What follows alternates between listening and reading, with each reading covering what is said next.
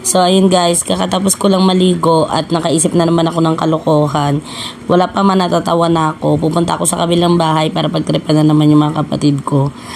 Wala naman akong ibang gagawin dito, kundi magsuklay-suklay lang, magpapakyut ng konti, tapos pupunta ako sa kabilang bahay.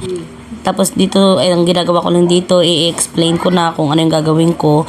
Hampasin ko yung kapatid ko ng bote. Maghahanap muna ako ng bote. Ayan, pinakita ko pa yung vape ko kasi dadaling ko yan. Di yan pwedeng mawala. Tapos naghahanap na ako ng susi kasi ilalak ko na yung bahay.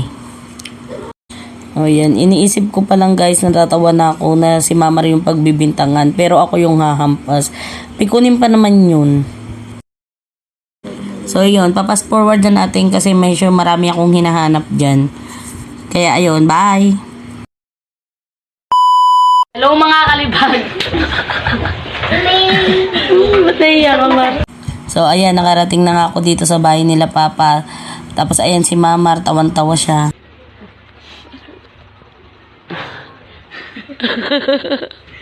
Ano ulit ka? Pipidyoan mo lang siya. Papukpukin ko. Upo ka lang. Dito ka lang tayo. Dito ka lang. Pipidyoan mo lang siya. Tapos pipidyoan. Pipidyoan mo lang siya. That's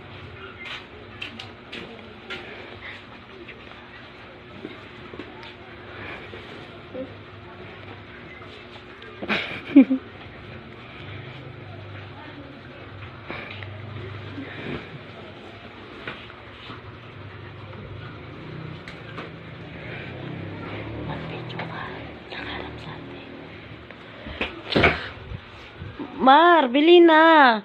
Be, ano lang to, be, mag-ano lang kami, parang magtatayaan lang kami. Huwag kang harap, be. O, tapos ayan na yung kapatid ko, nakaputi na nakatalikod. Yan si Bernalyn, si Baby Liit. Sinabihan ko siya na huwag siyang haharap kasi nga, alam niya magtataya-tayaan lang kami, tapos nakatalikod siya. Pero di niya alam na pupukpukin ko siya dyan ng bote ng 1.5.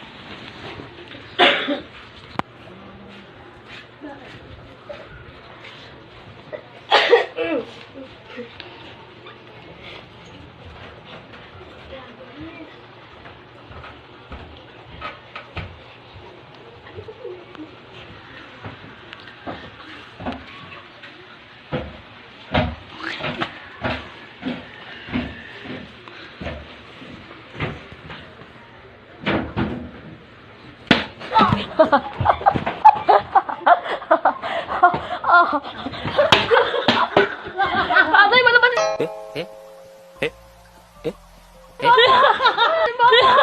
Hello mga kalibag.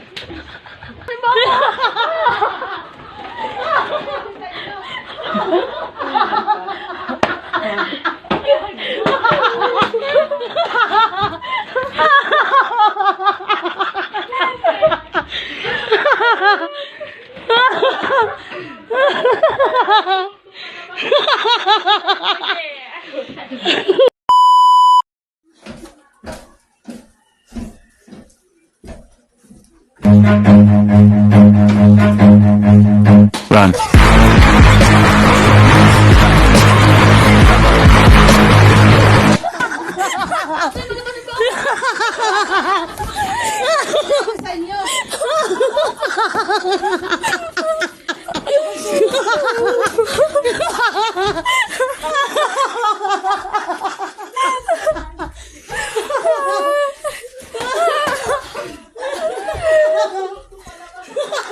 Takbo siya.